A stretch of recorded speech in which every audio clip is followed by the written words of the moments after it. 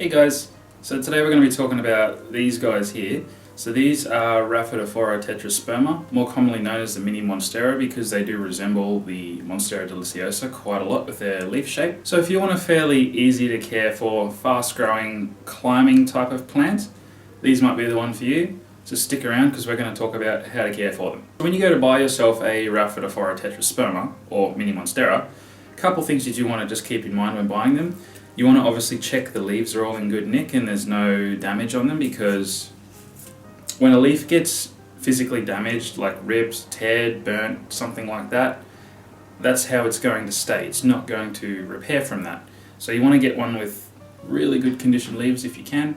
Other than that, it would be better if you could get one that has the most amount of leaves possible. Saying that, it's not a huge deal because these are a very fast grower, but if you want a nice looking plant straight off the bat, try and grab one that has the most leaves already. So usually these plants are sold as a single stem like this one. Sometimes you see them with multiple stems in a pot, but generally they're sold quite small as single stems. But saying that, these are incredibly fast growers, so it's not a huge deal if you only buy a small one. It'll be big in no time. So once you get home with your plant, it's time to find a place to put it.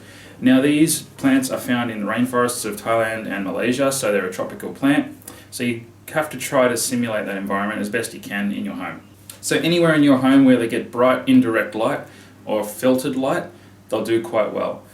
Preferably keep them indoors during winter. Summer and spring and autumn you can keep them outside if it's in a shaded area where they're not getting direct sunlight for any length of time. They'll do quite well. But as it gets into winter, you do want to bring them in because they don't like that cold temperature. So yeah, find a spot where they get bright indirect light, not so much direct sun all day. A little bit of morning sun or afternoon sun's fine as long as it's not just constant sunlight all day long, because they will burn. The waxy cuticle on their leaves isn't that thick, so yeah, they can burn kind of easy, so it's better to just put them in somewhere where they get more or less indirect light over direct sun if possible. So these plants are out of the aroid plant family, which consists of many different species of climbing plants, for example, different types of philodendrons and pothos, as well as Monstera deliciosas and these mini Monsteras. So all of which, as I said, they climb.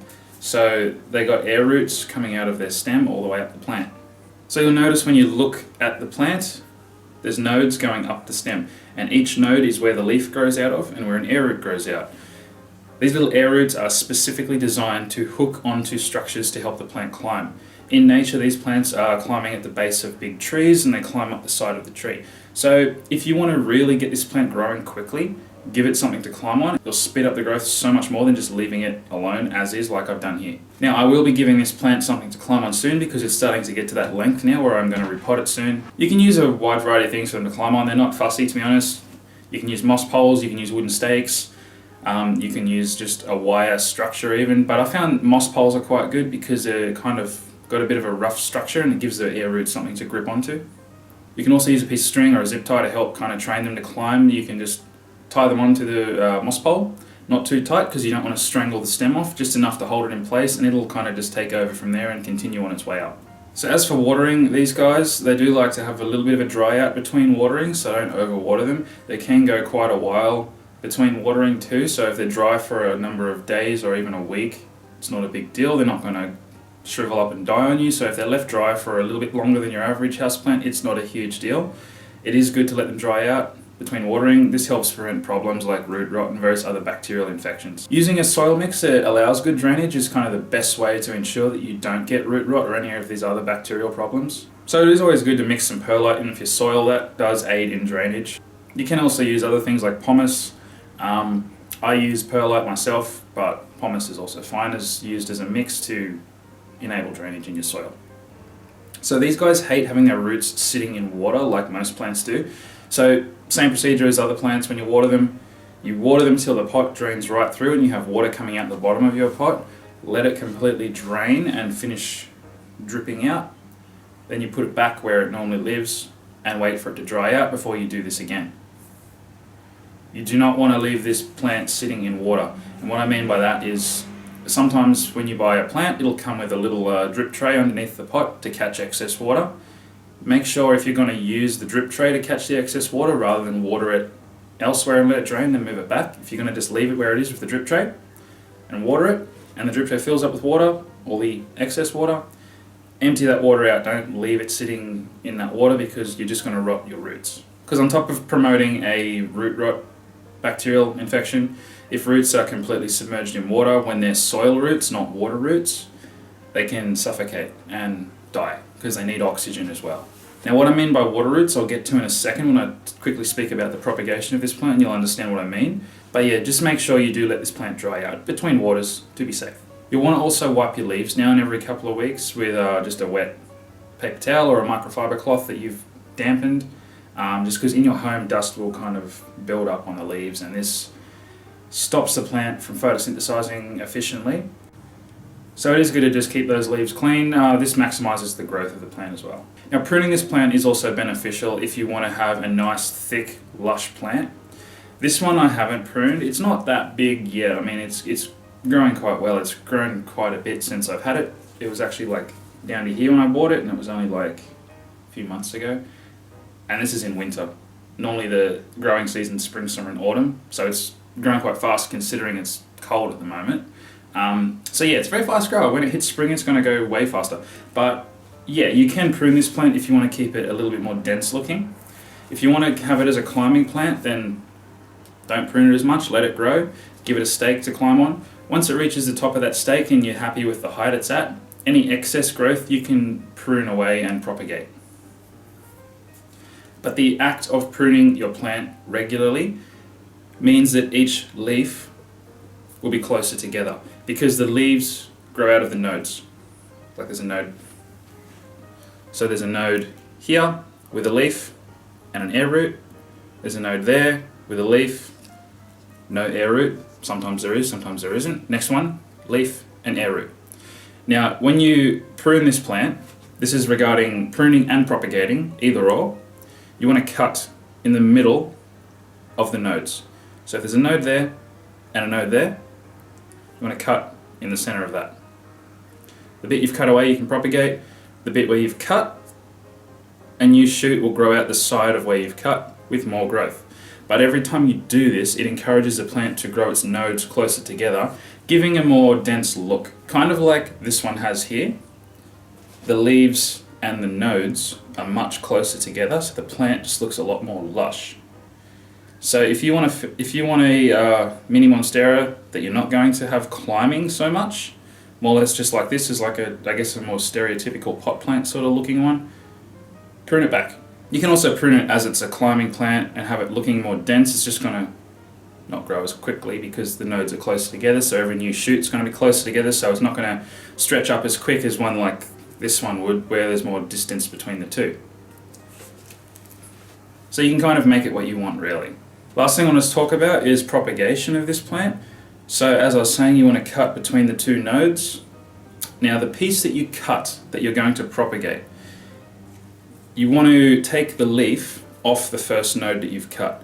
So let's say, for example, I'm not going to do it because I actually don't want to cut this at the moment, but if I were to cut here between these two nodes, the very first node of the piece that I'm going to be propagating, I'll break this leaf off. And then I will leave the second node with its leaf. So basically you want a cutting where you got one node with no leaf, the second node has one leaf, and that's it. You want to basically dip where you've cut in rooting hormone if you have it. You don't have to. This plant will honestly grow roots quite easily. Rooting hormone just kind of speeds up the process a little bit. I usually use it, but you don't have to. So I dip it in rooting hormone, stick it in a glass of water, change the water as regularly as you can, and just wait until it grows roots. Once it grows about 2 inches of roots, it's good to plant. Now you might have heard me mention a little something about water roots in this video and how soil roots can drown in water. And you might be wondering what I mean by that. Well, I'm going to talk about that now. So when you're propagating a plant, when you're propagating an aeroid like these Monsteras or various types of philodendrons and pothos and other climbing variety of plants that grow air roots up the nodes, they have the ability to grow 3 types of roots. Air roots, which are the climbing roots that are strictly just for hanging onto the structures to help the plant climb. Soil roots, which are what's in the pot at the moment, anchoring the plant into the soil and drinking water and absorbing nutrients and all that stuff. and water roots, which only grow under certain circumstances. So when you take a cutting of this plant and you put it in water, it's going to grow water roots, roots that are able to live completely submerged underwater. These roots are only good short term for the plant because they're not absorbing any nutrients out of soil because they're in water. So they're initially good to get the plant going, but long term, unless you're adding some sort of nutrients to the water, the plant's not going to do great long term living like this. The other issue with water roots, if you're going to use the water technique to propagate plants, is you don't want to leave them in that water for too long after they've grown roots before you transition them to soil. That's why I say 2 inches of roots, move them into soil. 2 inches of roots, those water roots are still only fairly new and they're more adaptable to change, so if you put them into soil, they can transition over into soil roots quite easily without any major issues affecting the plant.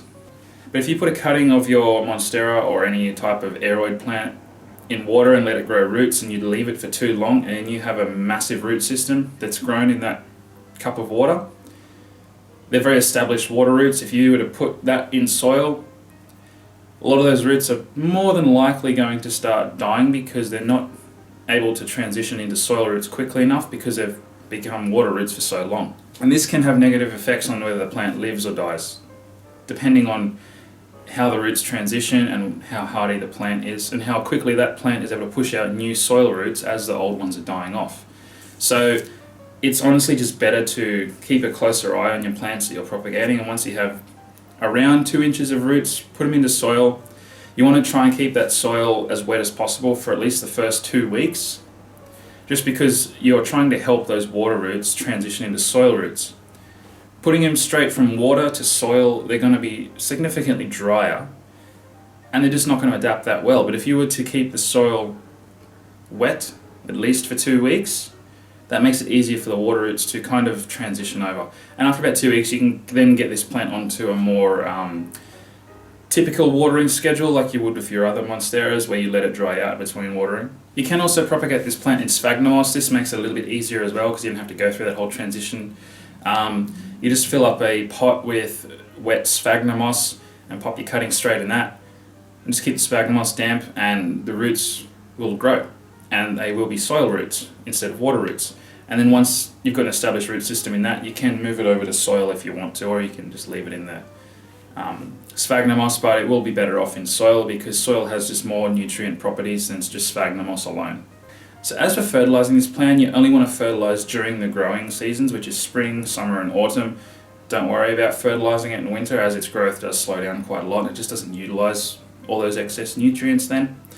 You can use a liquid-based fertilizer, or you can use a slow-release pellet-based one. It's up to you really. I personally prefer liquid-based ones for indoor plants over pellet-based, but you can use either or. They're not a picky plant with that. So during the growing seasons of spring, summer and autumn, you can fertilize with liquid fertilizer twice a month. And obviously wintertime, just don't worry about it, just leave them alone and they'll do quite well for you. And lastly, with this plant and placing it around in your house, just try to put it somewhere where it's free of any drafts, because these plants do not like the cold and they don't like the draft. So if you have a window that you've placed it near that you open up regularly, maybe move that plant somewhere else where it doesn't get that sort of treatment, because they do not like draft and they can get kind of wind burn on their leaves, and the leaves can just drop off if there's too much of a chilly draft on them. So that's basically everything you'll need to know to care for a Rhaphidophora Tetrasperma, more commonly known as the mini Monstera. I think these are a very fun, rewarding plant for a beginner because they're very easy to care for, they're resilient, they grow incredibly fast, so yeah, they're rewarding to watch because you'll see new leaves popping up every couple of weeks during the growing season if they're looked after properly. And they're a fun plant to propagate because it's not difficult to do it with them. And the beauty of propagating these is you're going to make lots of little Monsteras, and they make great gifts for people because they're easy to care for, so even people that aren't plant people can usually keep them alive quite easily. Alrighty guys, while I'm out of here, if you enjoyed this video, leave us a like down below. Don't forget to bing that notification bell so you know when I upload new videos. My Instagram's down below if you want to follow me there as well, and until then, I'll see you in the next video. Bye bye.